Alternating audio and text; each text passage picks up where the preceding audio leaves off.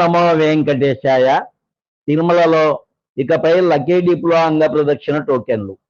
అంగ ప్రదక్షిణ టోకెన్ల కేటాయింపు విధానంలో టీటీడీ మార్పు తీసుకొచ్చింది. ఇప్పటి వరకు అమల్లో ఉన్న FIF first in first out పద్ధతి స్థానంలో లక్కీ డిప్ విధానాన్ని ప్రవేశపెట్టడం జరిగింది. టోకెన్లు 3 నెలల ముందుగానే ఆన్లైన్లో లక్కీ డిప్ సిస్టమ్ ద్వారా విడుదలవుతాయి.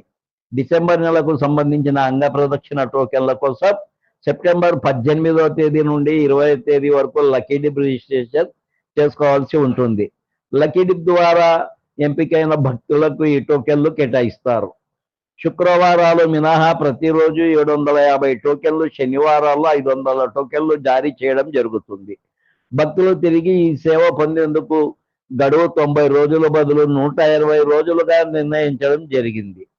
ఈ మార్పును గమనించి అంగ ప్రదక్షిణ టోకెన్లు బుక్ చేసుకోవాల్సిందిగా భక్తులకు టీటీడీ విజ్ఞప్తి చేస్తోంది. ఇది టీటీడీ ముఖ్య ప్రజా సంబంధాల అధికారిచే ఒక ప్రకటన ద్వారా తెలియజేయబడుతోంది. ఈ వీడియో నచ్చితే లైక్ చేయగలరు, షేర్ చేయగలరు, సబ్స్క్రైబ్ చేసుకోగలరు. ఓం నమో వెంకటేశాయ.